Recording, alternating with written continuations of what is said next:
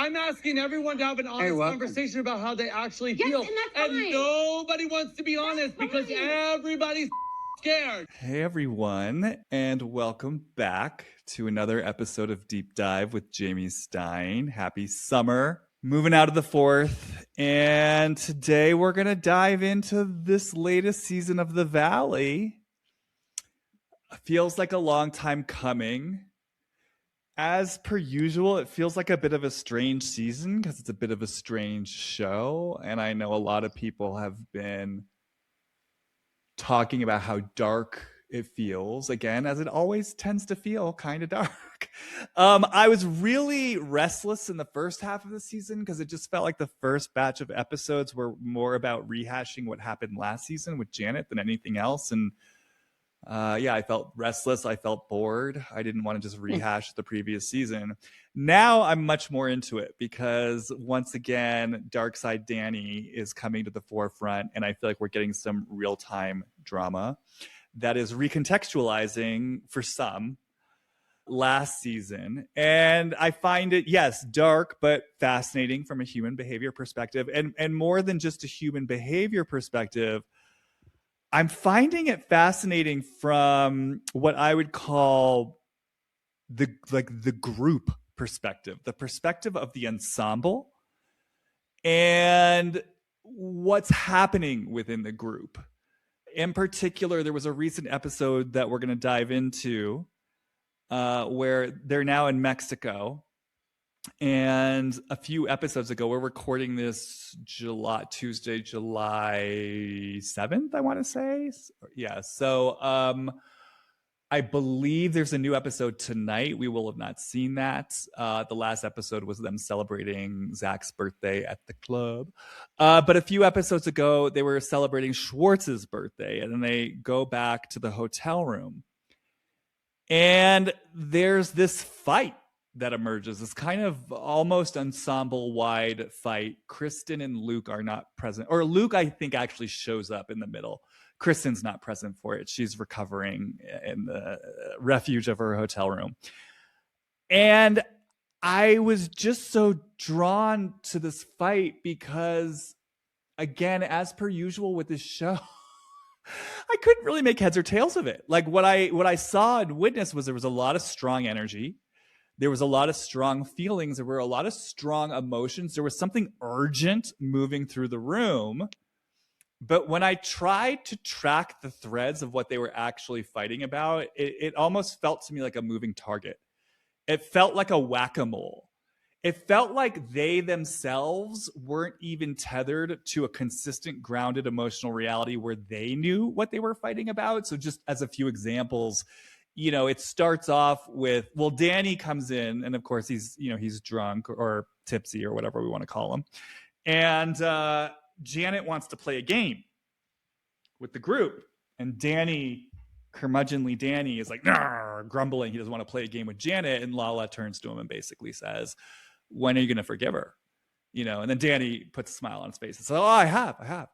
And then Lala introduces this topic of, apparently you're liking these really sort of tasteless social media posts about Janet and her husband. And initially Danny's like, no, I haven't done that. But then a few minutes later, he's basically saying, damn right I did. And then you got Janet on the other side of the room, initially arguing, you have like these posts and I have these screenshots. And this is just an example of how you can say whatever you want, but if I did the same thing, then I'd be punished for it. So that's sort of what she's arguing at the top of it. But then as the scene evolves, it becomes more about, again, kind of revisiting last year, and I got punished for saying what happened, which to me, I don't know. I mean, maybe we could try to track it to understand the logic of how this went from the screenshots to that, but it felt almost like a related but separate topic. And then meanwhile, you've got Jesse sitting there who in his interviews is poo-pooing Lala for her indiscreet sense of timing and bringing this up at a time where everyone's drunk and tired. But then when it cuts to the scene, he's sitting there adding fuel to the fire by pointing out that Janet has these screenshots that do in fact prove that Danny was liking these posts. But then even that's confusing because Jesse tends to be on Danny's side in all of this and wants everyone to lay off Danny. So I have no clue what his dog is in this fight. And then ultimately you have Zach initially defending the likes with the social media comments saying, we've all done it. What's the big deal? Jasmine starts speaking up about why are you taking Danny's side? And then suddenly Zach's screaming about how everyone's afraid to confront Danny, which would seemingly be in alignment with Jasmine, but he's also directing his anger at Jasmine. The whole thing is just a whirlwind of unfocused, scattered energy. And so for me taking this in, especially because I actually like my training. I'm trained in group facilitation, as is my guest, who I'm going to bring out in a moment. So, we work with groups. And I'm always so drawn to the notion of the group field. I mean, we talk about that even this podcast, right? The collective. Humanity is a collective. This nation is a collective. Every collective has its own group field, and there's energy that moves through that field through us as individuals that belongs to us as individuals and as the collective. So when I was watching the scene, I was just so drawn to it from this perspective of like, what are we watching play out here in this group? Like, what is the energy moving through this group? Why is it moving so fast and furious? Why is it so scattered? And what's actually trying to come through these people right now? So that's what I'm so interested in. And I have some initial thoughts, but to my point, no one better to explore this with me than my good friend and colleague and also good friend of the podcast, Piper Sample. Hello, Piper. Hi, Jamie. As always, I'm so grateful you're here. So thank you for being here today. My pleasure. So yeah, I kind of just want to dive in. I mean, I know where I'm most drawn to in this. I don't even know what I wanted to like name a shape, like, triangle, square, but there's so many of them. I don't even know what that shape would be. But where I'm drawn to in terms of the particular formation of this group, of this ensemble, I'm honestly really drawn to Jasmine, actually. I'm really drawn to Zach. I'm definitely drawn to Danny because it does feel to me like in some ways he's the core of like what everything is organizing around in all of this. And then honorable mention to Janet, honorable mention to Nia. But again, even just in rewatching the scene, I'm so drawn to Jasmine, Zach, and Danny and kind of their points in this, I'll call it a circle, even though it's not a circle. And what's trying to come through around Danny and where these people stand in relationship to Danny and what that's bringing up in them. Maybe that's just my little teaser of kind of where I'm drawn, but I'm curious before I really even say anything else. Where are you drawn, or what have you been noticing, or kind of where are you up top just with this group in this particular moment in time in the show? It's such a good question. I think, as often happens in the third season of, certain castings or groupings, something starts to happen. And I think one of the things I'm drawn to often in these conversations is also the unseen, the things that aren't being named, which happen to be they're being filmed. They have a relationship now to the way things are produced, the way they're portrayed. There's social media involved in this conversation that is pointing to other people being involved. And so they recognize how they're being seen by not just their cast members, but by production, by this franchise, by all the people that are responding. And so I think it's fair to bring in that sort of unspoken context to this particular constellation because, it often doesn't get named as something that's trying to move through them. And ultimately, in answer to your question, I think there's something about a lack of trust. And what I hear them sort of trying to figure out is, can I trust myself? Can I trust this group? Can I trust people to be able to discern what is being said through different lenses? Even though they're talking to each other about the things that each other has done, I feel like there's another sort of layer of their history that's showing up in their reactivity to the type of words that are being used, the fact that people are siding with someone and not siding with somebody else, who has each other's backs, that kind of a thing. Mm-hmm. Yeah, I mean, the notion of loyalty and blind loyalty Yeah. tracks its way all through this. And I guess I'm just going to name out loud the way I'm approaching this, because it does feel so scattered and unfocused, is I'm just going to kind of not spitball, but just, yeah, follow the threads as they emerge, and let's just see how they all weave together. Because I don't know how else to do this. I don't know how to approach this from an organized place. Because, yeah, everyone just seems so all over the place. I mean, I think what I want to name up top, and maybe this is me bringing in what feels like in some ways the energetic nucleus of this. And I notice as I say this, I do actually start to feel feelings, which is, something happened between Danny and Jasmine. And actually, I was surprised to find out about this. I just read about this online because I was doing a little bit of research. Apparently, I think I'm right about what I read. This actually happened before filming of season 1, which I did not realize. I assumed it happened between the first and second season, because the second season is when we heard about it. What I read was actually this happened a little bit prior to season 1. But I just want to bring in something happened there where Danny got drunk.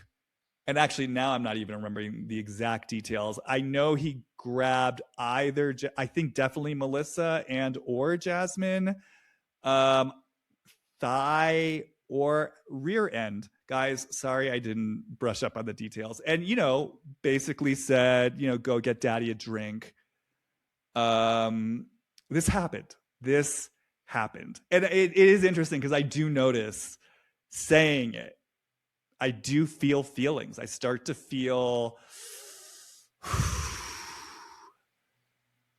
like it's almost like this to me feels, if I had to like place it, like Jasmine's, like I feel upset. Like I feel upset and I feel taken aback. And I feel, like trust, you use that word, trust has been, like something has happened here that's disturbing and that has disturbed me. And it kind of came out of nowhere. And I'm hearing the words as Jamie, like naming the unnameable.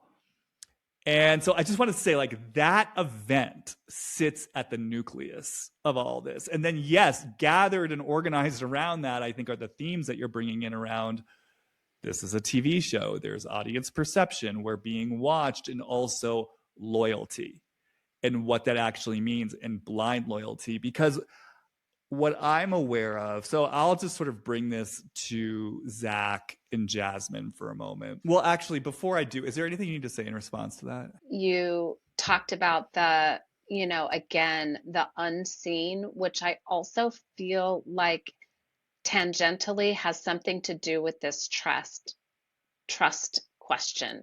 Like there's something that happened with Danny that was unexpected also. I didn't see this or know this about you.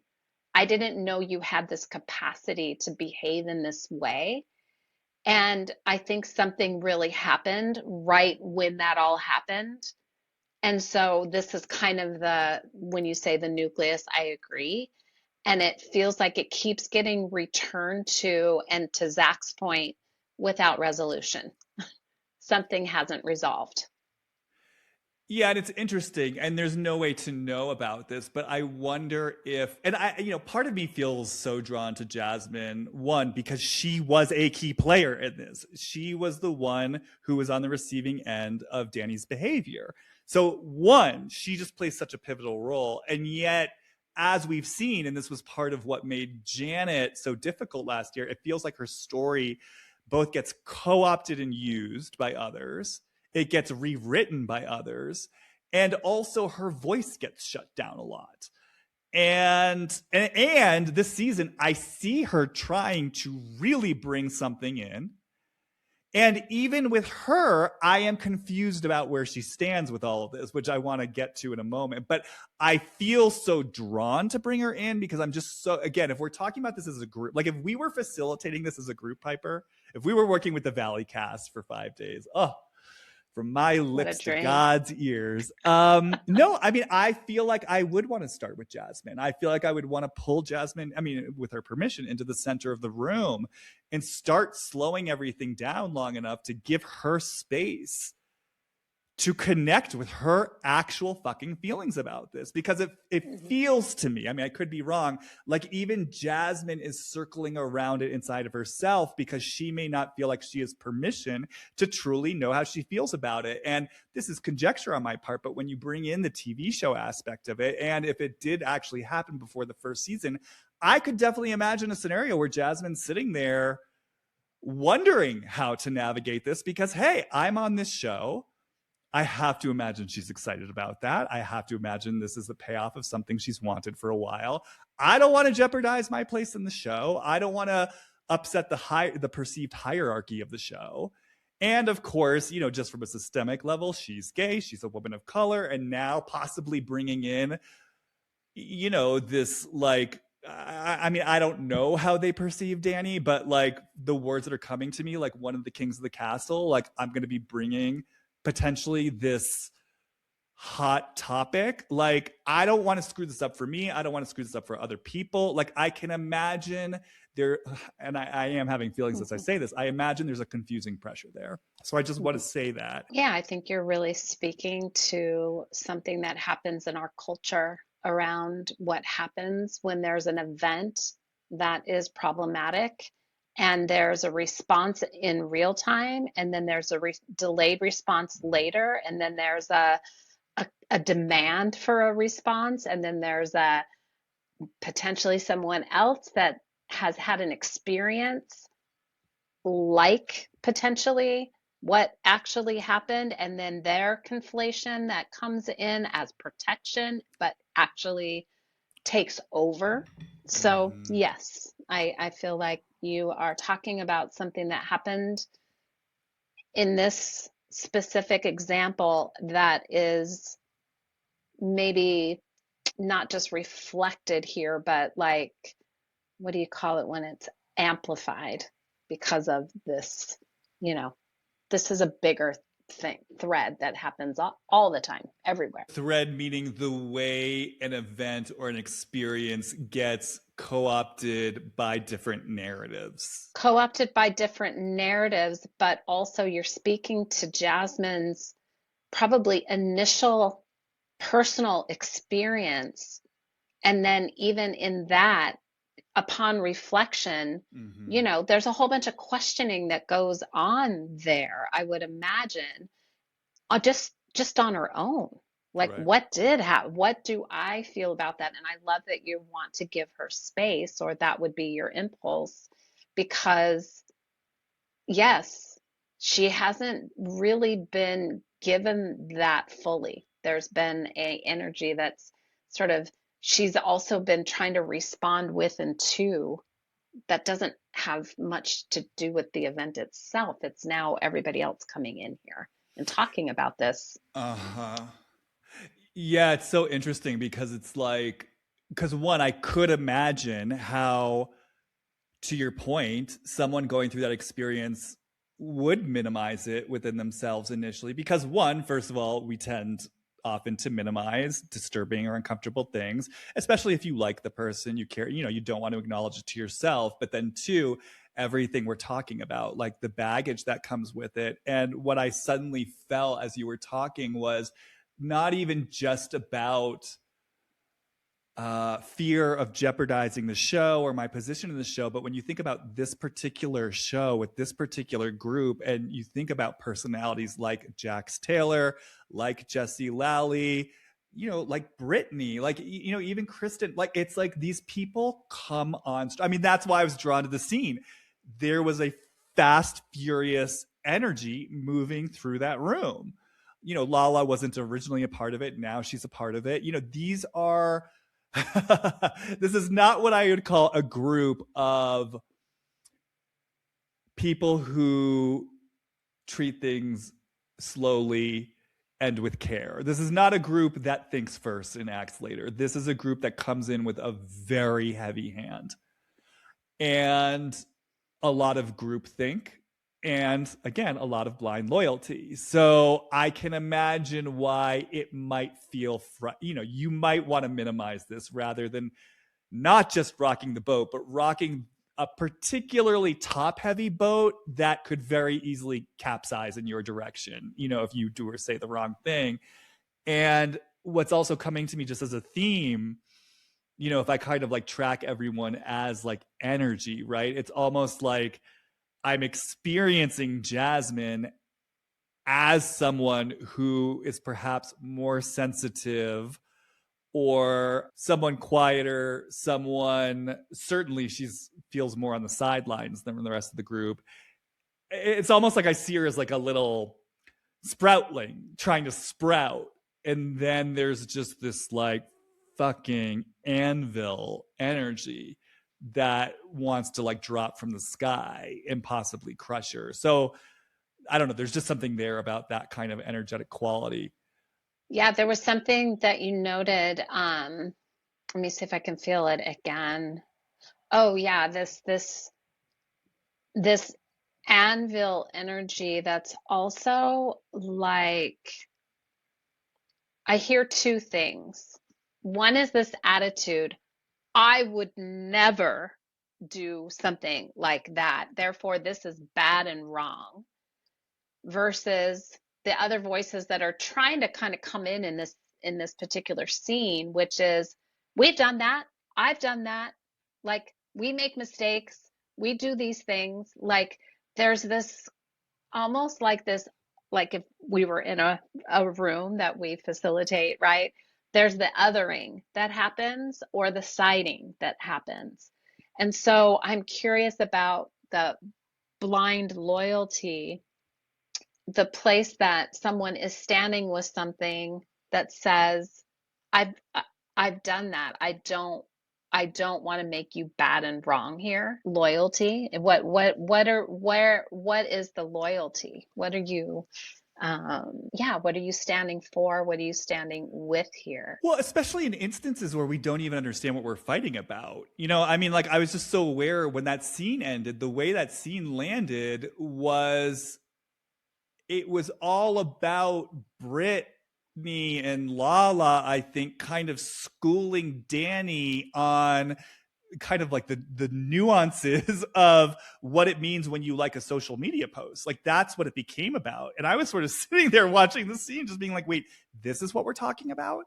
And that loyalty in this, particular scene, like you mentioned, like Zach at one point was like, oh, I've done that. We've all liked things, and it's like, so there's loyalty, but it's also loyalty within a framework where we're arguing about the frame around the picture rather than the picture itself, which I think is interesting. It's like everyone is talking around the unspeakable.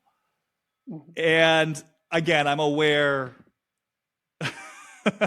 again, I'm sort of following different trails through the forest. Okay, I'll come back. There was something that I wanted to bring in before. I'll come back to it. But, it's interesting to me because, so much of that does feel related to Danny. And, yes. There's a point with Danny that you can't push beyond. Wait, hold on. Can I just check in with you for a second? Does this feel like the right path to be going down right now? I'm in. Okay. Yeah. Sorry. These episodes are hard. There's just so much. Yeah. There's so much. And there's so much. Yeah. Yeah. So basically, like, what I noticed with, sorry, let me just, maybe this is it. Right? This is the group fear of naming the unnameable. Like, I'm going towards the heart of the matter, which in my mind, much of it has to do with like, there's just this edge you come up against with Danny. Yeah. And I see it in fucking everyone. I see it in Nia. I see it in Zach. There's only so far you can go with challenging him before there's this wire that people are scared to trip. People are scared of him. And, you know, it's just so interesting because I was rewatching certain scenes. It's like Nia is so interesting because, yeah, she's strong. She talks back. She pushes back. She's assertive. She certainly has strength in defending and protecting Danny. And then there's a way in which she'll make it look like she's pushing back against him and challenging him. But like, I was watching that scene where they were arguing after the drag show in San Diego, and just noticing how she pushes back, but like she still has, it's kind of like what I was just saying in terms of blind loyalty within a false framework. She has to argue within a false framework. So like, for just to get very specific, he's like, yeah, I get it. Like, I get that, you know, Lala like couldn't handle my playful energy. And, you know, we all saw it. He was not being playful. There was nothing playful about his energy. Nia had to go along with that and be like, yeah, Danny, I forget exactly what she said, but it was something along the lines of like, not everyone gets your playful energy, and and it's like, there it is. Yeah. You're kind of colluding with him right here. And then in pushing back against him, he starts accusing her of raising her voice, which she hasn't. And then it's like, she kind of has to go along with that. And then like towards the end of the conversation, he's like, well, you like, I've apologized for what I did. Again, mind you, the apology involved reference to his playful energy being too competitive. Like, this is how he frames it. And by the way, this is what he did with Jasmine. And I talked about this last year when everyone was racing to excuse what he did. And I talked about this last year about like, because what a lot of people online were saying were like, because, you know, everyone was so incensed by Janet that they wanted to just totally absolve Danny of what he did. And part of the absolution was, well, he apologized to Jasmine and Jasmine's forgiven him. And I talked about this last year. I was like, the flashback that we saw of his apology, I was like, yeah, he said the words, I'm sorry. But he did it in this way where he also said, that's not who I am. That's not my character. And for me, that's a bullshit apology. It's like, it is who you are, or else you would not have done it. Now, we don't need to vilify and demonize you for it. We do need to hold you responsible for what you've done. And part of that is you taking ownership of, holy shit, I get that I don't act like this sober and in my I get that's not who I want to be in my conscious life. But if I'm getting drunk, and if I'm grabbing people and saying demeaning things like, go get daddy a drink, and I'm making people uncomfortable, there's clearly buried stuff in me I need to go look at. And I'm going to take responsibility for my part in this by going and doing that inner work. And I feel like instead what Danny does is he finds a way to frame his uncomfortable, frightening, problematic behavior as, that's not who I am. Oh, I was just being playful. I got a little too competitive. And then what we see is Nia has to manage him within that framework. So it outwardly looks like she's challenging him, and she is to a degree, but you can feel it. There's only so far she can push. And Zach did something similar where, and I want to speak to this more in a moment, but he, I guess, promised Jasmine he was going to let Danny know in no uncertain terms, like, I'm not okay with what you actually did to Jasmine and Melissa. And then we get this very strange, awkward scene at Zach's housewarming where he pulls Danny aside. And it's the same thing as with Nia. You can see it. He kind of is like, you know, he's like, hey, you're my balls, bro. Like, it's their private joke. And it's like, he's like kissing his ass and he talks around it. He talked around it so much that when I rewatched the scene, I was like, what? I had to like go back and find out what he was even supposed to say to Danny, because I was like, I have no fucking clue what Zach's even trying to communicate. He's like, you know, Danny, your drinking isn't a problem for me, but some people are more sensitive and you've got this alpha thing going on. And if you could just be aware of it, like it's like word salad. And you can kind of see Danny getting quietly pissed, and you can feel Zach getting scared. And then they get to this bullshit resolution where they talk around something. They don't really get anywhere because they have to maintain this like overriding fiction that there's not something deeply problematic about Danny. And then we get it from the others too, where it's like, well, other people have problematic relationships with drinking, which is true. I mean, it's true, especially Zach. He really gets wild. But I will say, even with Zach, for me anyway, this is my perspective, and I think a lot of people feel this way. It doesn't feel it with anyone else. It doesn't feel as dangerous as it feels like with Danny. You can poke him a little too far. There's a. I'm not saying he would ever get violent. I'm just saying, to me, it feels like there's a violent edge to him when he drinks, a belligerence, a danger. It feels dangerous, and they're scared. And the danger is, I think if there's something that feels it could get out of control with him. Like if you push him too far, like I said, he's going to lose control. He's going to get violent. I mean, that's what was so interesting to me about that scene. At the end, Melissa says something like, what the fuck just happened? It's like dynamite went off. And part of me was like, oh, as part of this, Danny's disowned. If we're trusting the group as a vehicle for energy, are we getting Danny's disowned aggressive rage moving through the group? Because again, it's whack-a-mole. Like he's not owning it. And then you got Melissa at the end being like, it just felt like dynamite just went off. Yes, and he's not only passively aggressively instigating it, there's an aggression to it as well. So there's like you said, they are acting out the thing that they are accusing him of in some way. And then he points over there and it's like everybody else is doing, I'm not doing anything. Like there's something unowned for sure. And when you say they're acting out what they're accusing him of, you mean just in terms of like kind of louder, stronger energy coming out through? Of control. Mm-hmm. Because what I hear you speaking to in terms of a fear of what will happen with Danny if we go up against that edge is he will split and behave in a way that is shocking and surprising. We don't know the extent of, like, that's ultimately when I say there's something not being seen. You know, he's saying, see my goodness. And they're saying, not until you see your darkness. Like we can't kind of, we're trying to hold you in your fullness and you will not own it. Exactly. And that's actually like, I feel the willingness of the group to hold him in his complexity. Because I think, to your point earlier, I think they all want to be held in their complexity.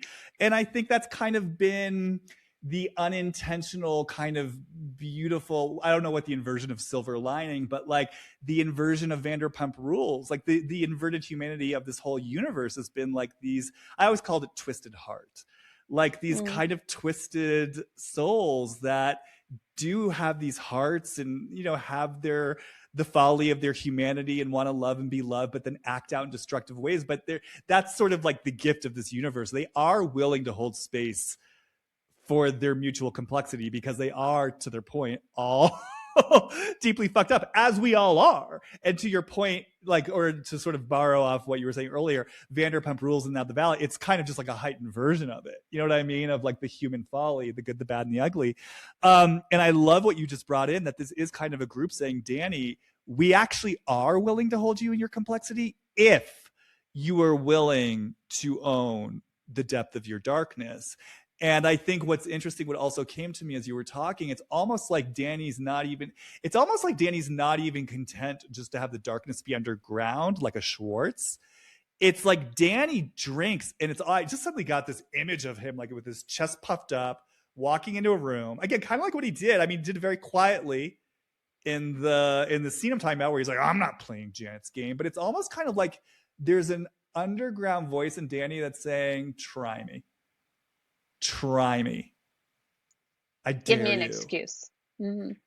Yeah, it's like poke me. Like it's like there's something he does here. It's like he wants. I don't know. I'm having trouble finding the words, but he wants people to like, come up against me. Come up against me. Yeah, if you follow that, Jamie, if you follow that, is it like to check you, Yes. you know? Because he knows the Like, game. He knows like you will ultimately be scared. and what will that sort of outing fear do for you? What will that give you? It's like it's like it's gonna put you, meaning the person opposite me, is Danny, back in your place Uh-huh. somehow. Like And we're gonna keep this whole thing cinched up. Like I'm gonna like come at you a little bit, and you're gonna cower back in your place, and then we're gonna go back to the old fit. Like yeah, that's what I thought. Like nothing's resolved. exactly right. So this is what Zach was screaming. Nothing's resolved. So I want to get to that Yes. in a moment because I was so drawn to Zach in the scene. But yeah, it's almost sort of like someone who's stepping into the ring saying like, "Oh, you guys all have a problem with me? We'll step on up and deal with it." And then when no one does, it's like, "Yeah, I thought so. I'm going to go back to my throne over here." And it's so funny that you're asking about that, Piper, because at the end of the scene, when everything simmers down and they're arguing about something that's not the issue. And it just pans to Danny. And he's just kind of sitting there with his arms crossed. He doesn't actually have a smile on his face, I don't think. But I just experience his energy of like, yep, I caused the whole fucking circus. And like, there was the smoke in the mirrors and they all fell for it. And now I'm settling back in here. Peace has been restored. But yeah, it's like he gets very angry about getting called out. And then it's like, okay, try me. Yeah, and it maybe in this kind of group fantasy facilitation, I would want to see more of that played out. Where Exactly. does this take Danny if he lets himself rage, if he lets himself move through how pissed he is for what they're showing him? Will he drop into something, or like, for instance, if people just stand there for it, if they let him have that without needing, because what happens, like you said, in this particular, why we can't track it all and how sort of disorienting it gets, the chaos is that's what they use. That's what they know. And so to interrupt the chaos, you kind of have to kind of let it play out sometimes, because the minute you keep interrupting it fuels something more in my estimation. Yeah, and again, that's why I want to come back to Zach. But just to stay with this Danny thread for a second, it's like, yeah, because when I was embodying him a little bit and like stepping into the ring and saying, "Try me," I actually felt like the potential like power of this energy, like that he is this strong. To Zach's point, I mean, I'm starting to think that Zach is actually very much like, I don't know if he realizes it's like intuitive. I think he really picks up on stuff and language comes through him without him even realizing it. Because even though I called it word salad, it's like that Danny is actually an alpha. And an alpha can be of deep service. Like those are the warriors in the collective, right? We need those alphas, and we need the heart-based aggression. We talked about this with a possible higher self of Jax, like way back when, like the soldiers, you know what I mean? And suddenly I'm seeing like Nia as the queen who he serves and protects, you know what I mean? But like, it's a strong, powerful energy. And, I didn't research Danny too much. Like what I know of him is that I believe his father was like the pastor. I don't know if it was like a mega church, but like a pastor of a church growing up. He was also a child star, I believe. Like he was like on Nickelodeon type shows. So, it's interesting. And that's how I've experienced Danny from like first season. It's just like this guy has a lot of intense energy and a big old Disney smile on his face, and it's so you can start to piece together the possibility of like, oh, someone who's an alpha, who's got a lot of fiery aggression, clearly deep sense of sex and sexuality, perhaps, and it's interesting, that he's on the shorter side. I don't say that as like to make fun of him. I say like as a visual metaphor that he's like this huge Compact energy, perhaps like, comported into a smaller body, has to be the good religious boy, has to be the good Nickelodeon boy. You know, someone on my Instagram, I wish I remember who it was so I could shout them out properly. They made this amazing point that a lot of times Danny's darkest sides come out when he's in costume. So apparently the thing with Jasmine happened at a Halloween party.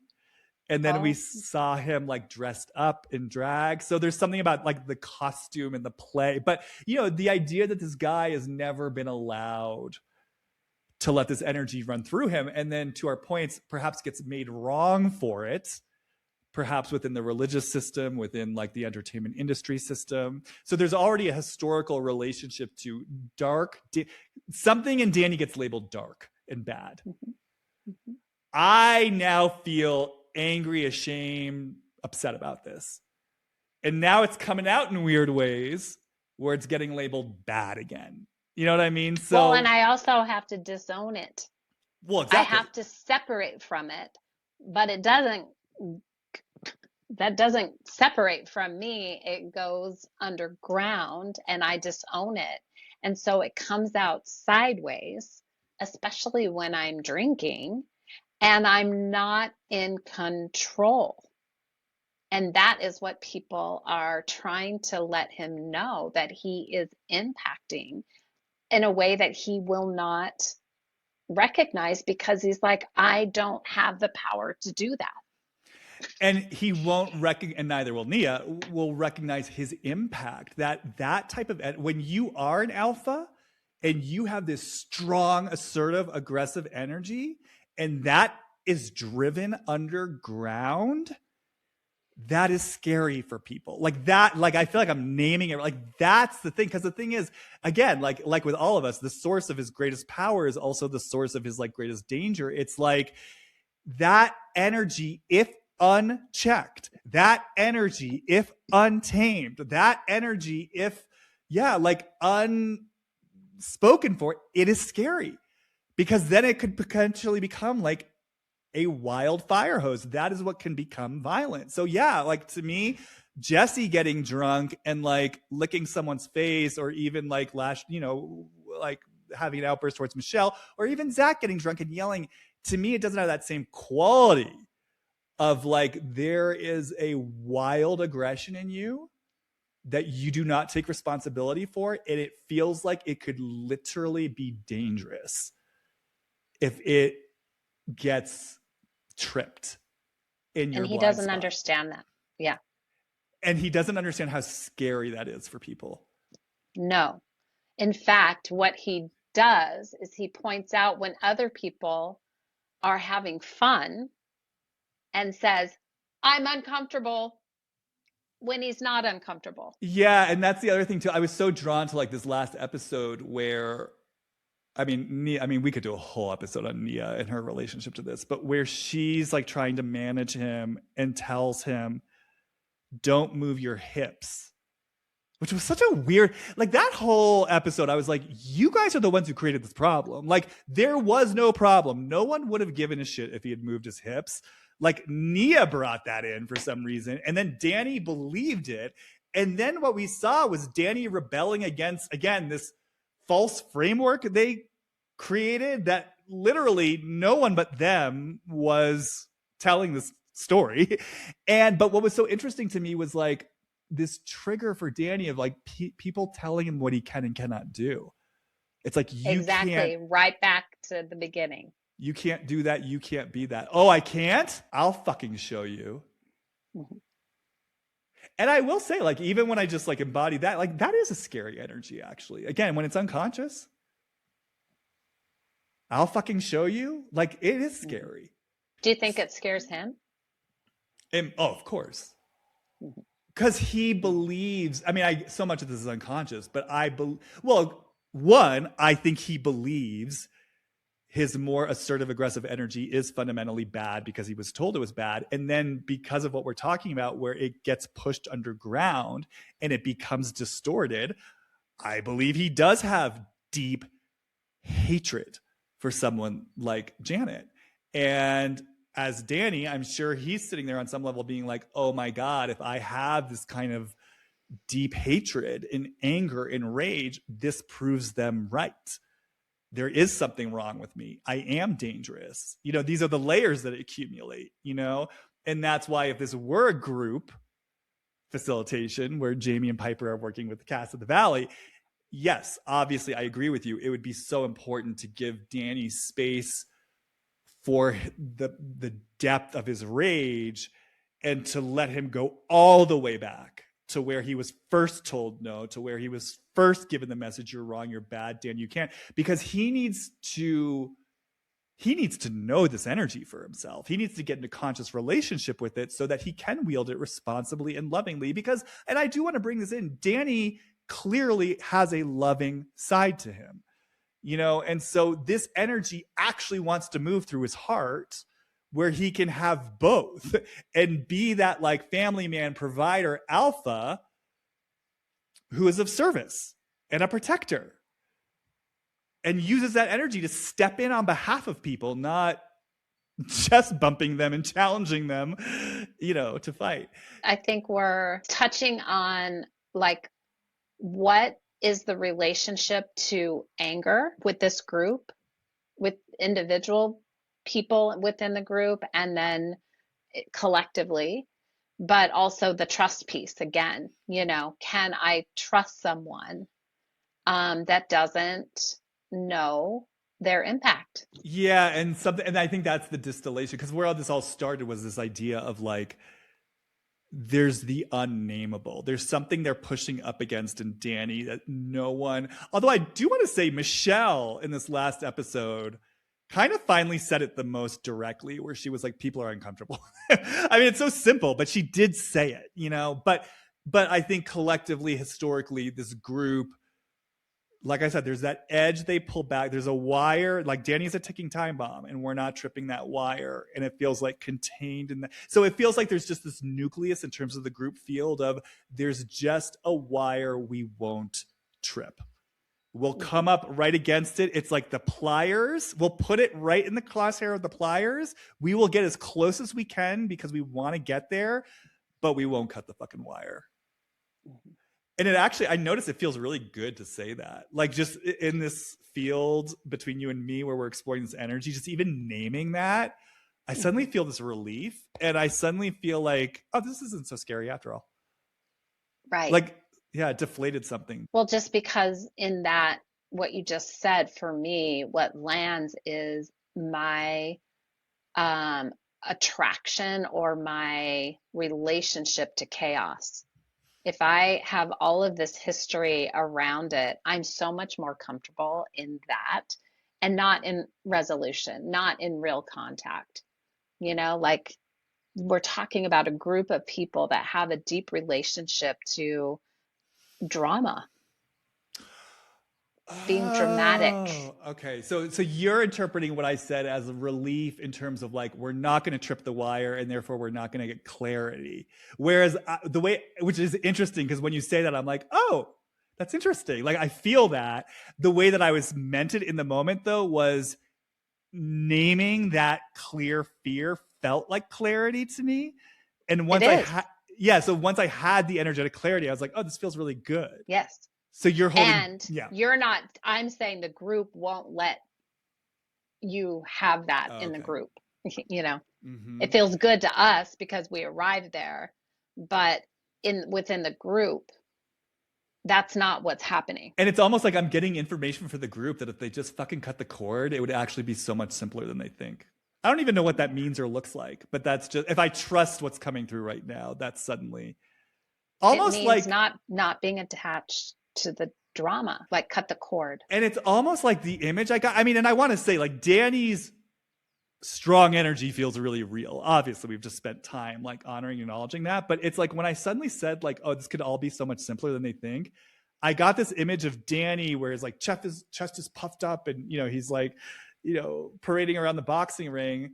And it was suddenly like that just fell away like a big costume. And I saw this little scared mouse like hiding underneath it, which of course makes sense. Like that is how Danny feels deep down, right? There's like this terrified, young, lost, confused part of him, this little boy. And it's almost like the second the group just cuts the cord, it's like the big bad wolf becomes the frightened. And actually suddenly I'm feeling like Yeah, just a lot of like sadness for him. Yeah. Can't you see this in a group setting where it's pure energetics, like a circle holding space for him to run, to just move all of this, like you said, the big bad wolf, but not react to it, not respond to it, hold space for it. And then ultimately, what happens in group settings often is the energy gets to be moved without all the response that triggers something old. This is taboo, this is bad. It's just neutral, it's holding space. And then, oh, I can have this energy and it winds down. And then I think what can open there oftentimes is wait, I'm running. What am I running from? I'm scared. Mm-hmm.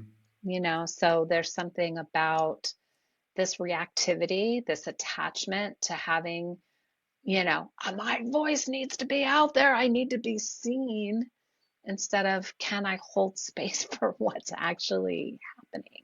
Mm-hmm. Which Mm-hmm. again, that brings me back to, just the idea that they are on a show to be seen, to create narratives, whether it's intentional or unintentional. And I think there's something to that unspoken layer, that they are playing to something also. Well, and to the point I was just making, Danny's been watched his whole life. You know what I mean? By the congregation, by TV viewing audiences. And so it's interesting, the relationship to being watched. Yeah, I'm so interested in what Danny also saw. Not just what he Mm. learned about his own, but how rage was shared or not in his sort of upbringing, like the relationship to Oof. his version of being, if it was ever used against him, if, you know, he was bullied. I don't know. There's just something about how disowned this is. Yeah. It doesn't just feel like it was taboo for him. I think there's that, like when you talked about the mouse, like the deeper fear of rage itself. Yeah, when you just said that, I just felt so strong. I just heard like this guy has seen some things. Like he has seen some things. And that like tight smile he's got on his face, Oof. it is like him. I suddenly feel like, well, it's interesting because their home life embodies this, but of like, I'm just doing everything I can to hold this all together. Like, and so that, like, that feeling of their household, like the chaos, the chaos of 4 under 4, like this The house pressure. bursting at the seams with these kids driving to and fro to voiceover jobs and filming the show and like the constant chaos, the voice that says I'm just holding this all together, that to me feels like such a deep energetic pattern for Danny of like, I have seen some fucking things and I'm being watched and I got a smile on my face. And it's almost like what starts to come to me is the possibility of like, in terms of relationship to rage, if he is not only like rage being modeled in a certain way outside of him, but then if he's having like let's say a rightful reaction to that as like a kid or growing up and having his own rage or his own response, and it's like, Danny, you don't behave like that, and it's like that could be another layer right there. Mm. So Which is in this cast too, right? Mm-hmm.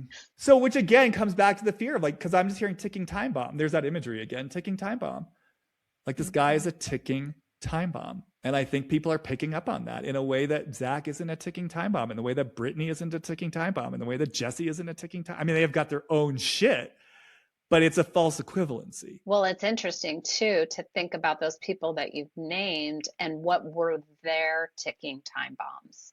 Jax Taylor, like Right. there are Lala, in her world, it's like they've been around a bunch of, lit dynamite and they've had an experience and they are clocking something, they were Nia. They were, you know, maybe in some version, um, trying to make something work, even Right. though there was something dangerous underneath. Mm-hmm. They were not seeing that. And I think that's what they keep calling out with the whole Nia and Danny thing every time they shut it down.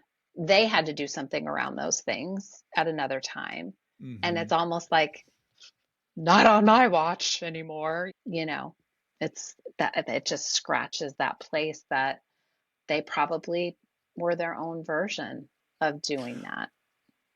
Like this is the, like I said, the third season, like they've seen enough of something where they're like, now I'm going to do it differently, but not really. Well, it's so interesting. I want to get to Jasmine and Zach, but I just read this thing today online where Nia was talking about being in pageants, and I guess she was in the pageant that was owned by Trump.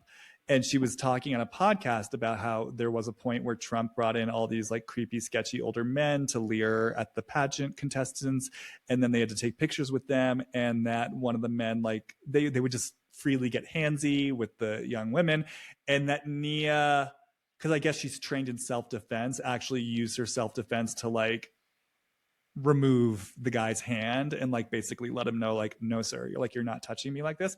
And so it's just so interesting to take her in as someone who does have this aspect of her that's so strong and assertive and boundaried. And the way that energy is now getting so funneled into managing a ticking time bomb in her house. I mean, I kind of have a feeling Nia is actually scared of her own power, like really, because I mean, she already embodies it, albeit in that kind of pageanty way where there's a smile on her face. She's very soft spoken. But like, what would it mean for Nia to really just be unapologetically in her power, in her fire? But it's interesting. I think, looking at life through her lens, it just seems like there's something in her that's invested in funneling that strength, energy, and life force into managing the ticking time bomb that lives in her own home. Well, that's what I'm saying. She managed that situation with her, self-defense, but did she bring it to the system? Did she say this is a problem?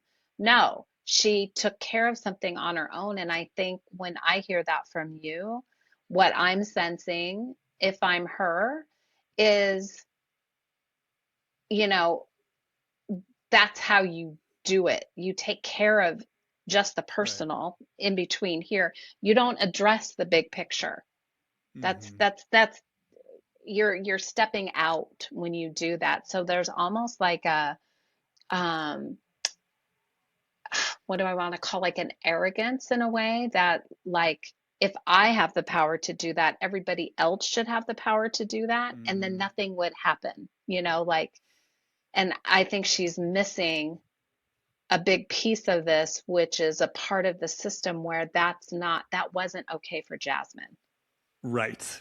Yeah. And also, this goes back to just that notion I brought in up top of like, Nia and others will push back within the established framework, but we're not going to push on the framework. That's it. That's it. Yes. So yeah, this sort of segues nicely into Jasmine, and maybe we've already spoken to it, but what was so interesting to me when I was kind of watching select clips was, as I said before, realizing that I actually don't even know exactly where Jasmine stands in all of this. Again, I think in part probably because she hasn't felt permission to get clear, but it's so interesting because like even last season, if you think about it, like, I didn't really rewatch any of last season, but I'm remembering bits and pieces of like there's this scene on the beach where Jasmine's like yelling at Janet and like calling her a Karen. But then I'm also thinking about the reunion where Jasmine very clearly said, like, no, Janet was speaking up for me. And I appreciate that she was like, in some ways, like an advocate for me. But then coming into this season, it's like she's saying she's mourning the death of her friendship with Janet. And, Janet was sitting there apologizing for sort of co-opting her story. And yeah, Jasmine seemed very upset about that, and it had severed their friendship. But then, like, going back to this fight, well, even before this, so like talking about that scene between Zach and Danny at the housewarming, that all comes up because Jasmine has this conversation with Zach when they're out in Silver Lake, where she says to him, basically she goes back to the reunion of last year where Andy Cohen asked, like, who here feels that Janet was being reckless by using the term sexual assault? And Zach raised his hand. And Jasmine literally says to him in this conversation, like, basically, I have feelings about the fact that you raised your hand and you weren't sort of being a good friend to me in that way. And then she literally says, although truth be told, I didn't feel like Janet's language was an accurate representation of how I felt. And then Zach looks at her, he's like, well, that's what I was saying.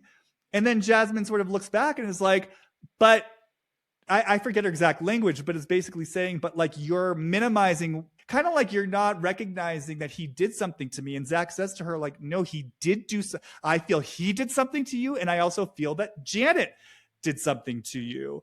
And Jasmine's basically saying, I wish you hadn't raised your hand to remain neutral so that I knew you had my back and you were on my side. And so Zach is saying, no, I unequivocally feel what he did to you is wrong. And Jasmine says to him, well, do you tell him that? And I want you to tell him that, which is just, even that's interesting because this is bringing in the notion of loyalty.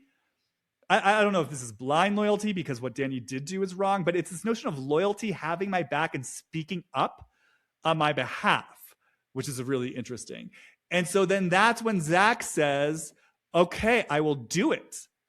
I'll go in and tell him unequivocally, like, what he did was wrong. And then that's what leads to that weird conversation where he doesn't do that in his bedroom in his apartment and instead has this weird word salad conversation.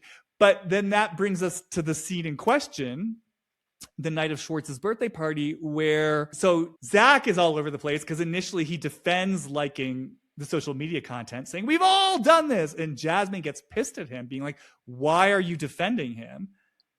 At which point Zach then flips over to, I'm not. And everyone's scared to tell Danny the truth. Again, we'll get to Zach, but it's just another instance of like, this is all over the place. But coming back to Jasmine, I guess this is my roundabout way of just saying I'm often curious. I'm curious about where she actually stands, what's going on with her, because in that scene she was again appreciative of she was appreciative of Janet saying something, anything, again, even though these social media posts really don't directly tie in to the main issue, which is what Danny did. But I guess Jasmine's just so happy that anyone's pushing back against Danny that she's in that moment more on Janet's side with the social media argument. But this is just my way of saying, like, or bringing in the question of like, where is Jasmine in all of this? And what is the voice that wants to come through? And also this notion of her, like, I'm so curious about what it would mean for her to use her voice all the way and what she would have to say. And then in the place where that's perhaps not happening, what she wants from her friends, especially when she seems like she's been back and forth with Janet, which, admittedly, she has the right to be confused because I do think Janet did something where she was kind of on the right side of history, but in a way that was weaponized, and how much of this was actually about Jasmine and how much of this was about Janet. So I'm saying a lot all at once, but I'm curious about Jasmine's spoke in the wheel. And I'm just curious, if anything comes to you or where you're at with that. Yeah, I mean, I think this is where we would go, in a group, giving space for Jasmine and to, like you said, answer that very clear-cut question, but to also help her experience what it feels like when she's registering support versus what it feels like when something is either performative or potentially missing the support that she actually could use. Because there's something about this back and forth. And I'm aware that what Janet brought in as support was also problematic for the reasons you just said, but also for the things that she was defining in her words, sexual assault, what happened. And maybe Jasmine wouldn't say it like that. Maybe she would say it in another way. But what does that term mean to Jasmine? What does it mean to Janet? What has their experience been around that? What does it mean? Like, clearly, you know, that is the concern that Danny had. You know, he goes to therapy after that gets used, or that's what he references as traumatic for him, versus like having someone say what his actions and behavior felt like to them. Like, why didn't that crack something, or why was that not referenced? I started seeking support to help me understand better my behavior towards women when I'm drinking, so yeah, I think giving space for Jasmine, and also like asking something around, because oftentimes I think from a systemic lens, it's like, I shouldn't have to do this, like somebody else needs to speak out against this, you know? It's not my job to do. I already know what it felt like, you know? So is it asking too much to even ask her to say what that experience was in a group setting where she's surrounded by a cast that is part of something? Yeah, exactly. I mean, I know this goes without saying, but I have to say it is wild that Danny is so much more concerned with the experience of being labeled a sexual assaulter as opposed to what he actually did and the impact it had on Jasmine. I also want to say, I also just got this hit that if there were a space that we could create in our fantasy group league, for Jasmine to let Danny know the impact uncensored, I feel like it would have like a devastating impact on him, like in a good way. Like, I feel like for him to take, like, that's the thing. Cause I was saying that before, like Nia and Danny don't want to take in his impact.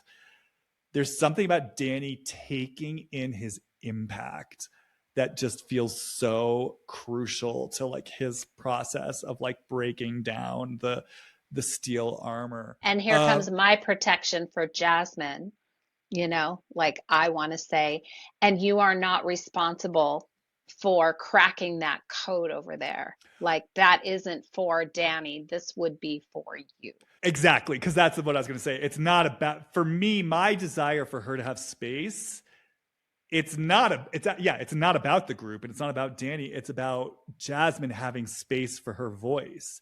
And I also really heard you, to your point, if she is someone, going back to what I was saying earlier, who's maybe sensitive, more quieter, and maybe she has a way of processing that's different and she doesn't want to bring it out in that way.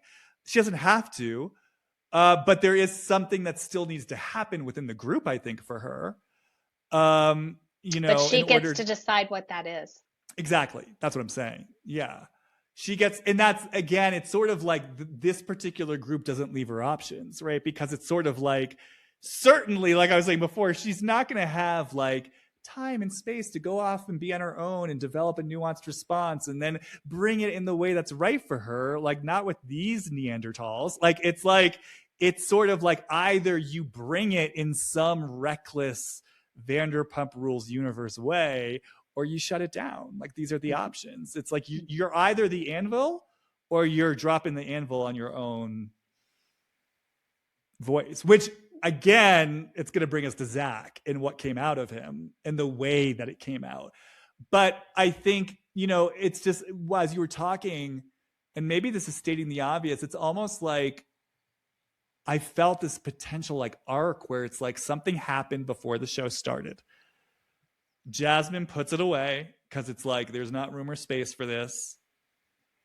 Then it's like season 1 happens, and then in between season 1 and 2, because I believe this, there's something in Janet that wants something exposed, something real about Danny and real about Nia. She's not making it up, but she wants it out there and she wants it exposed. She suddenly goes back around to this, whatever you want to call it, this secret, this like experience in the back pocket, and starts using it. Although actually I do want to say Jasmine did talk to Danny about it on camera, so I can't completely blame Janet for that. Well, but so maybe what this actually speaks to is Jasmine's process of sitting with something and metabolizing something and trying to find her way with it that perhaps feels safe within this framework. And then, yes, it still did get co-opted by Janet, as the seasons go on. This piece about Janet co-opting something, like being in my seat with people, it's not our job to say what happened for someone else. And I think part of maybe what is so slippery here is there was an experience that was had by 2 people, and then there's an activation or a sort of a projection that comes in based on I just keep feeling this potentiality where Janet has her own experience that she is overlaying and naming something that maybe Jasmine would call differently or call out differently, and something collapses right there because Janet is refusing to apologize for what she's calling out, and it didn't happen to her. Like she's talking about it as if it happened to her, which is very interesting to me. And the question I think that's more important is the way that the experiencer felt it, experienced it.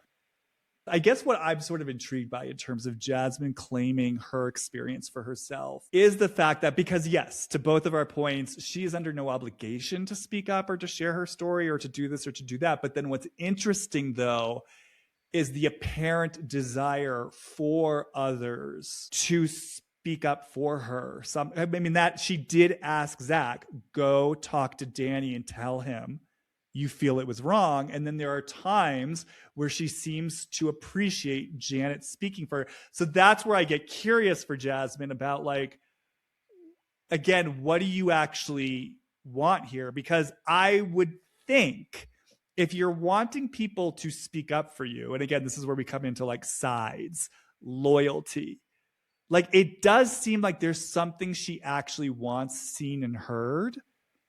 And she wants it seen and heard by the group.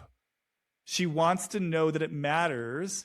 And look, I mean, obviously there is some sort of relationship, Jasmine, I feel, has to like this notion of being overlooked. We've watched her this season saying, I've got something to say and no one's listening. I tried to bring my triggers and no one acknowledged it. And absolutely, there is a systemic conversation to have here about her place on the cast as a gay Black woman. And I'm also curious for her in terms of personal history, how this would play out. Like if she has a personal history with this notion of being overlooked, wanting people to see her, to hear her, to speak up for her. And I also I heard you bring in something earlier that was really interesting to me about the notion of like the responsibility of the collective to speak up for the people who have gone through things, like that it's not actually their job. So all of that just feels here.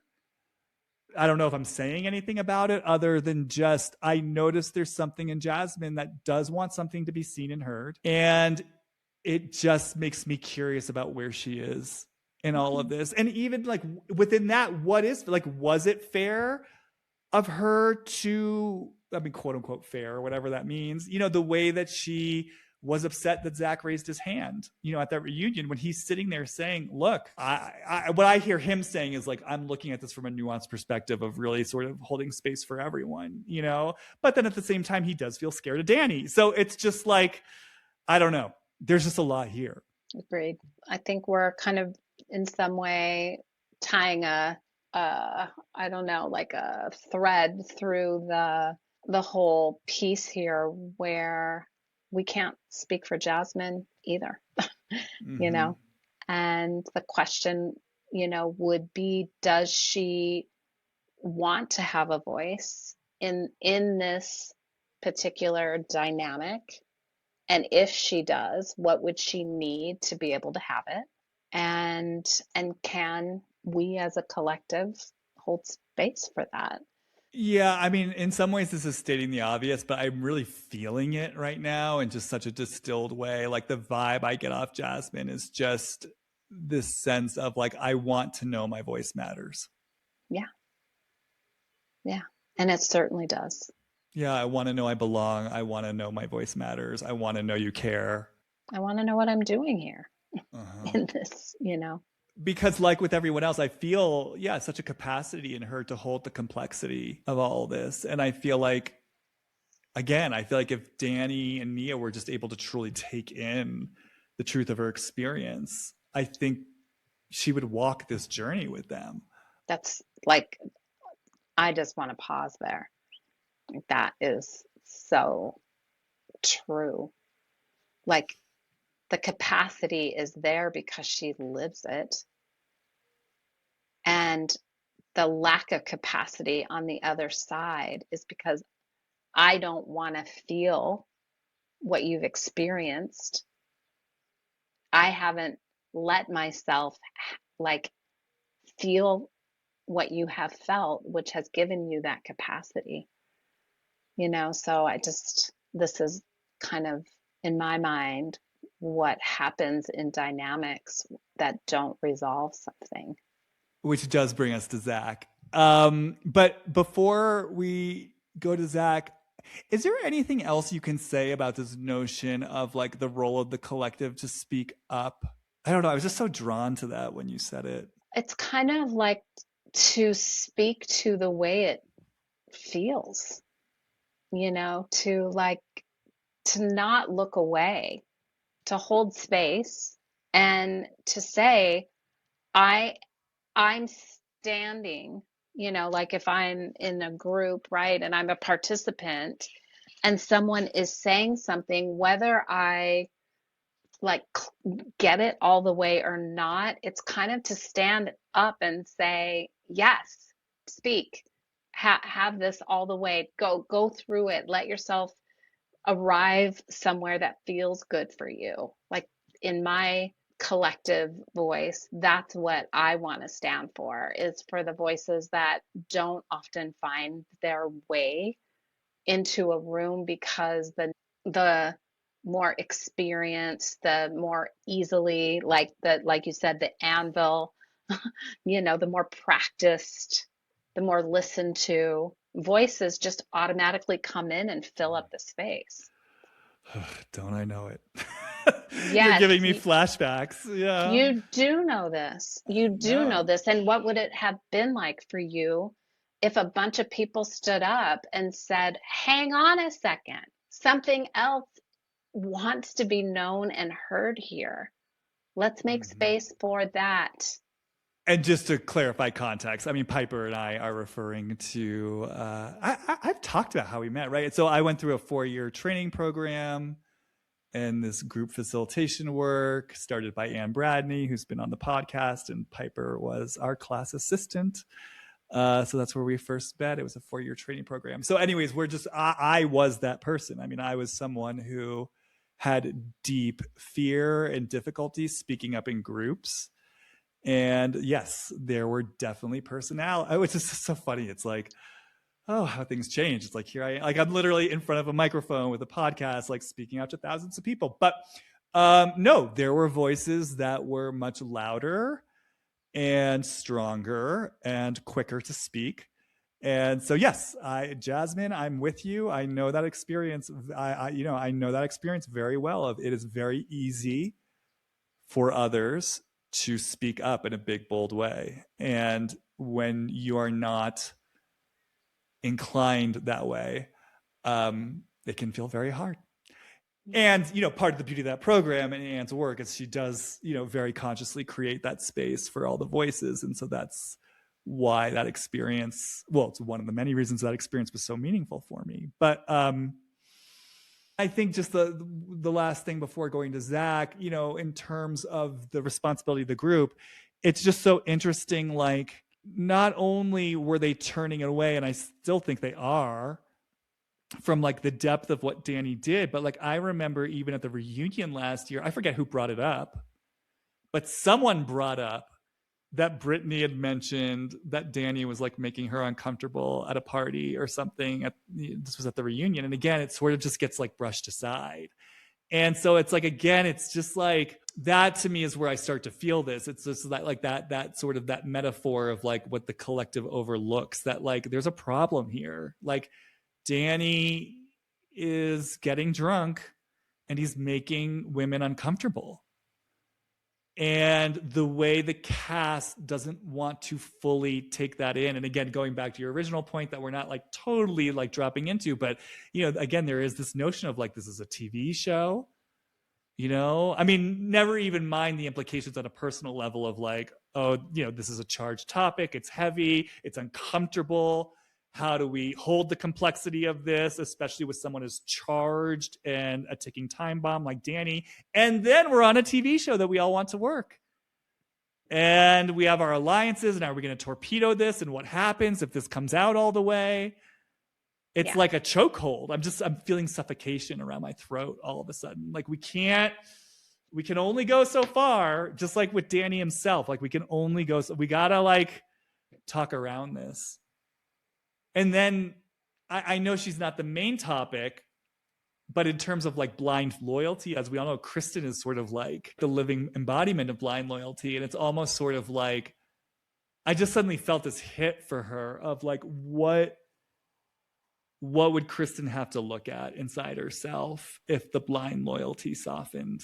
Like if this conviction that she has clung to in friendship after friendship after friendship, because that's its own sort of chokehold. And if she were to relax that grip and be able to let herself see some things. Well, I actually sense that it has something to feel some things. Like she feels pretty deeply when she lets herself go there. And I think there's something about a mirror with Danny. She's got her own version of being out of control. And I think there's something about and misunderstood. And exactly, and intentionality. And there's this other thing that we haven't talked about too much, which is their relationship to alcohol. Yeah. I think this is another sort of, layer that's in here. They all have their own relationship to justifying how much they drink, what happens when they drink, what's okay and what's not okay. They're young, but there's certain behaviors that come out when they drink. They're also not that young. That's true. To me, I think when I say that, I mean where they're arrested in their development. Well, and we've watched them since their 20s. I know I make this mistake all the time. It's like I still think of Amanda Petula as like in her early 20s from Summer. It's like I don't know, I think sometimes I forget, or I've been watching I binge watched Southern Hospitality, and I kept having to remember season 4. It's like, oh, they're 5 years older. Like they're not 25 anymore, they're 30, you know what I mean? But it's like sometimes I forget. Well, you forget because there hasn't actually been a real change, even though they're having children, even though like one of the things that I was thinking about, my experience of witnessing Danny and Nia have these very sort of chaotic conversations while she's nursing her baby. and feeling her anxiety and tension and, like you said, management of everything that's happening while she's also providing a nervous system for a child, an infant child. And I'm like, ooh, this is really hard to watch. Yeah. We could go down a whole other road, but I agree with you. And yes, there is a lot there for sure. I think that Nia is someone much like Brittany. I think, and again, much like the cast, I think that there's a deep unconscious investment in chaos and having to manage things and having to do 5,000 things at once, and But anyways, we'll leave that for a second. Well, But I think, but there is something actually that feels good about naming it, kind of in the same way you were saying the other thing, like, oh, something settles here. It's like that was the other piece I wanted to say that might be playing out in that scene is that everybody is in some sort of transition relationally in some way. We've got Kristen and Luke going through their things. We've got, clearly Nia and Danny are trying to work something out. The other two, we got Jasmine and they're getting ready to get married. We've got Jesse and Michelle sort of like trying to work something out in the behind the scenes, but all of that is sort of in the field itself. All of these changes in relationships to their own bodies, to their own partners, to their life is sort of in the mix here. So I don't know. I just feel like maybe that speaks to the intensity. And then having Lala, of all people, kind of, she wasn't a part of any of that, but she's calling it in, like, I got to be a part of something. I'm not drinking anymore. Like, somehow there's some relevance that needs to be had. And then watching Schwartz just kind of go from person to person, as like a human teddy bear support thing. I don't know. It was just so fascinating to just kind of feel each of them in their own sort of headspace and what was actually feeding the intensity aside from the fatigue of travel and drinking and all that.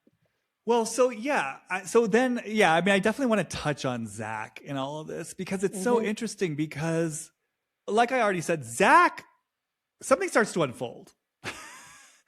And then Zach pipes in, even though this really has nothing to do with him. And as I said before, he's kind of all over the place where initially, because they're arguing about liking posts, and Zach comes in with, we've all done it. And then Jasmine gets pissed because she's basically like, essentially, you're taking a side. And what's interesting is Zach gets angry in response towards Jasmine, and he's yelling. But then he starts, I feel like, essentially naming a lot of the underground things that don't want to be named. So he literally says, nobody wants to be honest because everybody is so fucking scared. And I think there's truth to that. And when I was first watching it, because I was going back to like the scene in his bedroom with Danny where he talked around something, and then the fact that, later we find out he was really sort of ruminating over the fact that Danny had lied to him, about not drinking at his party, and that bothered him. And so when I heard him screaming about this, I was like, oh, he's sort of yelling at himself. He's speaking to his own fear, because then later on, he says, like, basically everyone's scared to be totally honest with Danny, And so initially when I first watched it, I was like, oh, he's really like speaking to his own fear. But then in rewatching it, I was like, no, he's really naming what feels like, again, this organizing principle of this group of like, again, something happened at the start of production, I guess, of this very show that's been sort of sitting in the shadows of it. And he's speaking to that fear of going too far with Danny.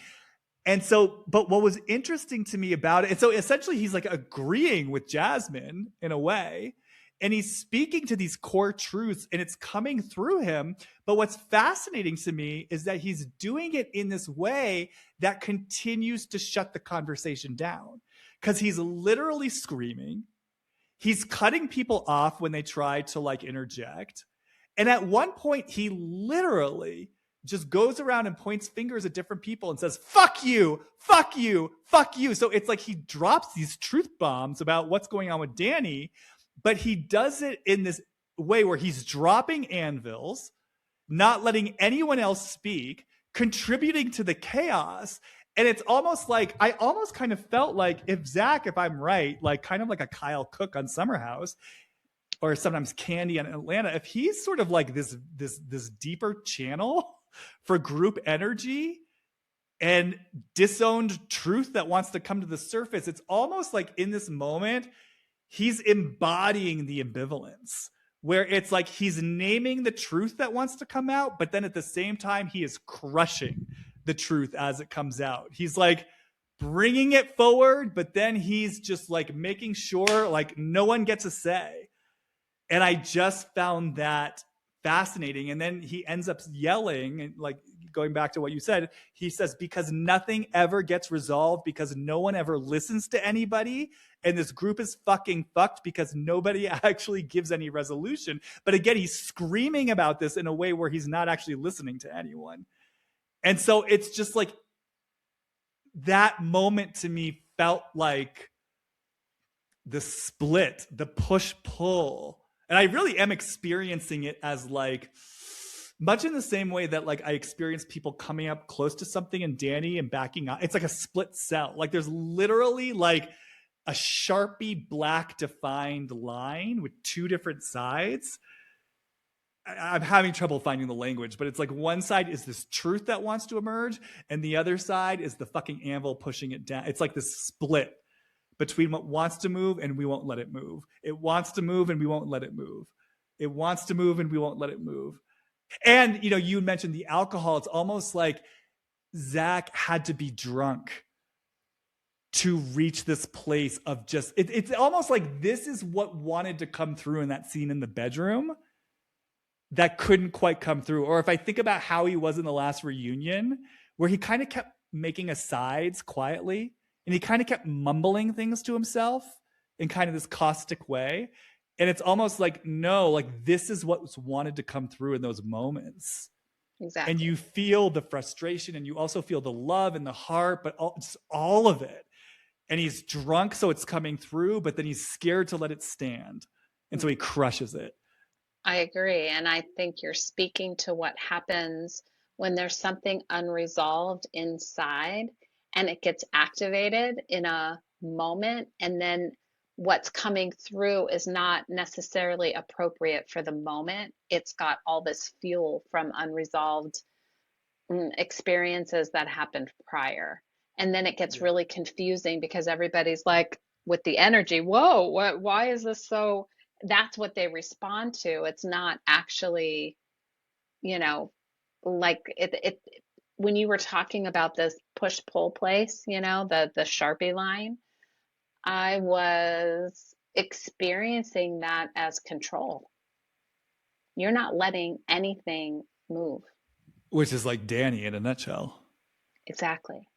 And as you were talking, it's like I just suddenly got this sense, again, speaking to the group field, it's like it's this cast of characters. They're all so charged. Like this is an energized group. They have feelings and emotions and passion and energy.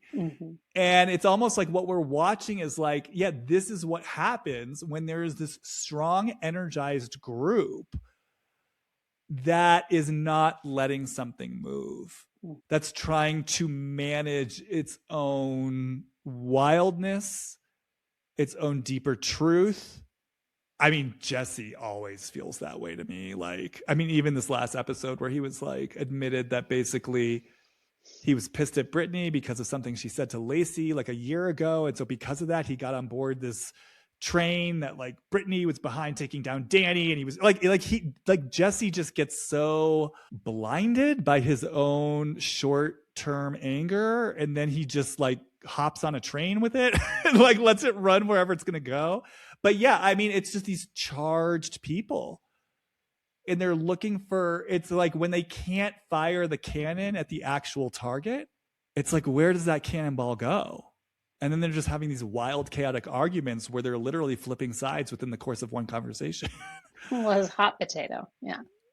But it is interesting to me as like we're sitting here. It's like, to me, I mean, obviously this is a very complex issue and there's so many different layers we could like unpack. But like in terms of like this particular conversation and that particular argument in that hotel room, it really does feel like so much of this just comes down to Danny. Like, you did something and you do something when you're drunk that is inappropriate, and it is scary and it is upsetting, and it's an issue and it's a problem, and no one really wants to fully name it and acknowledge it. And the one person who was willing to was a bit of a difficult messenger, because it wasn't fully in service of the highest good. Yeah, I would ask Janet what her intention is. Like when you bring in this voice in the way that you do, are you trying to take someone down, or are you, calling in their highest self? Like, what's your intention? That would be a question that I have for her, because it's very confusing. There's something that, still feels really unnamed about her intention with this, and I don't know what it has to do with, really. But Well, and then there's this whole other wrinkle where in this last episode she alluded to having experience with sexual assault herself of some kind. I don't know if you saw this last week's did she? episode. I didn't see the whole thing, but are you saying she was bringing that into like a girls' talk? She got really upset at the beginning of the episode and kind of walked away from the scene and calls Jason. So she, I think, was trying to get off camera. The cameras followed her, and on the phone call with Jason, she's like, this is bringing things up that I don't want to talk about, or I can't talk about. And then a producer starts talking to her, and she says to the producer, like, there are things I haven't been saying and I've been wrestling with whether to. And then, I really want to say, she then says, can we talk off camera? And it cuts and we don't get any more of it. So, the implication was pretty clear that she has history with sexual assault. But not within this group. Like, it's not within this group. But okay. And she did say, I believe in that section, she was like, I can't apologize to him because of my experience, essentially. So this definitely speaks to what you were bringing in earlier. She clearly gets overwhelmed, like there's something there, something very personally activating that feels deep. And it feels like she's trying to work out something through this experience with Danny. That's just the way my head is, a feel there. Yeah, I suddenly feel bad for her, because it's like, and I actually feel this notion again of feeling misunderstood. Yeah. I'm feeling that connection between them in a way, like both feeling misunderstood. Yes, which is interesting. It is interesting because obviously Janet does play such a big part in this particular constellation in terms of the role she played this last year. But then her way of dealing with it this year is to stay quieter on the sidelines. But she's like a held back energy. So, again, talk about complexity. Janet feels so complex because in a way she kind of embodies everything we're talking about, right? It's like, there's personal history in terms of like what she's bringing in terms of like her own relationship to trauma and sexual assault and whatever is unresolved there for her. There does feel like, obviously this is connected, some desire to expose Danny, using someone else's story to do that. And then within all of this, I think, as we all know, Janet's someone who many of us experience as playing the game of the show. Mm-hmm. So it's a really, talk about nuanced. It feels like an intersection point of a lot going on at once. And unfortunately, the framework of the Valley, in terms of the way it tells its stories, I don't know is the best vehicle for this level of complexity. But even that's sort of interesting as a metaphor. If we think about Danny as this huge energy comported into a little body, it's like the Valley as a show almost energetically kind of represents like this, I almost want to say, richness of complexity that's trying, again, like as Zach like bursts forth with this energy of like, let's tell the fucking truth. It's almost like the valley is this charged richness of complexity and feeling, heart, nuance that is being packaged into this tiny little reductive Bravo show. These storylines, as we call them, you know. Yeah, the complexity of truth, the complexity of reality, the complexity of experience. Oh, that's the thing. I really, I would love to have, I wish we could have just 5 days just to support everyone, just to be in the truth of how they feel. To learn something about their perception, what they base it on, how they use it, and what it creates. You know, they're all, like you said, quite charged, quite creative, quite, you know, they're not young, as you pointed out. They're young in some ways, but like Youthful. there's some growth. Yeah, they're youthful. I like that. They're youthful and they're aging. You know, they're now responsible for other people's development, and they have some growth that could be had as they're influencing other young beings. And it feels like, you know, as I sit with it, I just feeling how it feels like every single one of them just wants to be seen and heard. Well, You they're know, on a TV show. Yes, for right. sure. Yes. But like, again, from that context of feeling misunderstood, like for the truth of how they experience themselves, but then also the invitation for each of them to know their impact on others, you know? Intention and impact.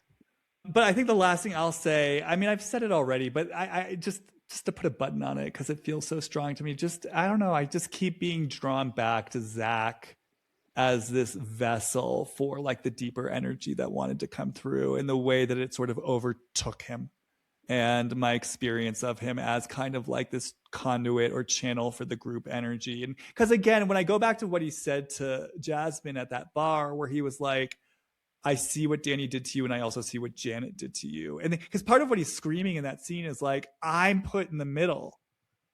And I almost think, like, in terms of what we were talking about, in terms of this group being willing to hold space for each other's complexity, it's almost like I really kind of see him maybe as the center of that wheel of like kind of the guy who's, you know, because people see him a bit as the Greek chorus, even though I've never really experienced him as like particularly pragmatic, because he does tend to have strong points of view and he gets carried away. But like there is a way that he's witnessing everything. And I think there's a way he clocks things. And I think there's a way in which he really is willing to see the complexity of everyone. And I think that his deepest desire is for there to be space for all the shades of the truth. And yeah, it just really felt to me like in that moment, he was feeling the weight of that suffocation.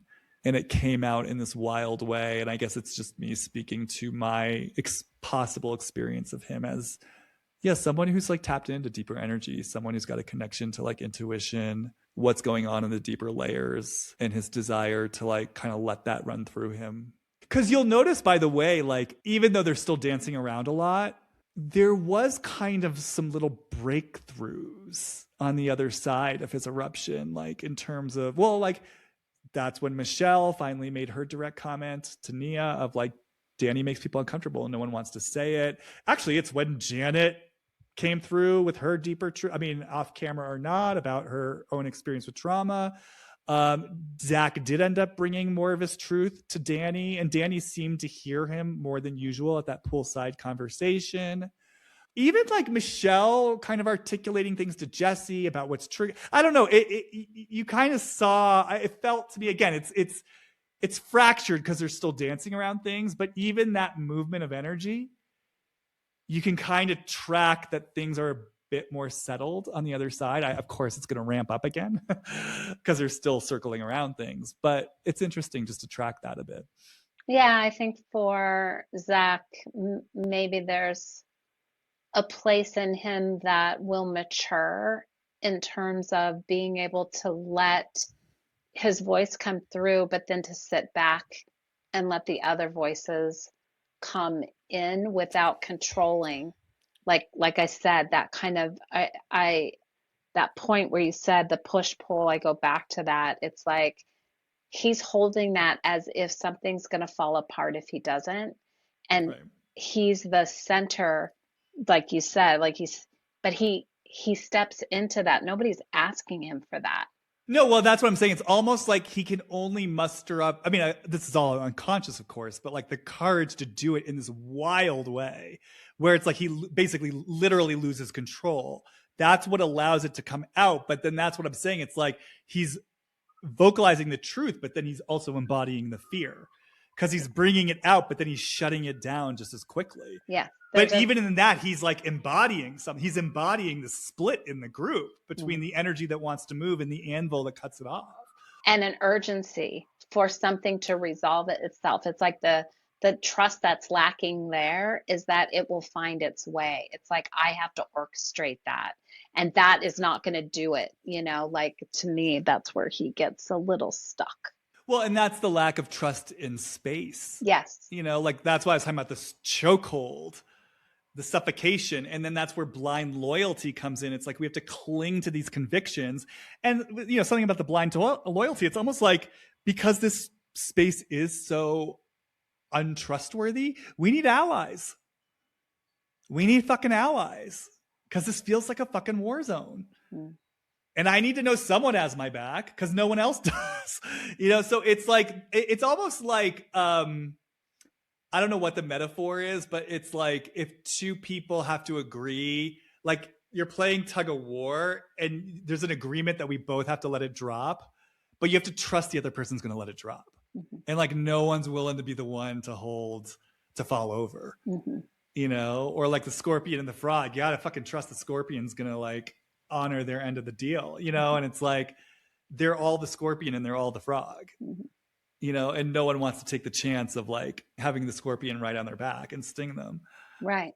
Because that stinger is unpredictable to even the scorpion themselves. Mm-hmm. That's what they don't trust, All right. Well, this is good. This is a lot. I'm rooting for them. I'm rooting for them to let that energy move. And maybe ideal scenario during the hiatus, it would be nice if maybe Danny could do a little bit deeper inventory inside of himself and maybe make contact with those parts of himself that feel so dangerous to other people and himself. All right, Piper, thank you as always. So great to have you here. And you guys, as always, you can follow me on Instagram, Jamie Stein, JAMIESTEIN. And you can head over to my website, hollywoodreadings.com, if you're curious about my work. And that's it for today. All right, you guys, see you on the flip side. Bye.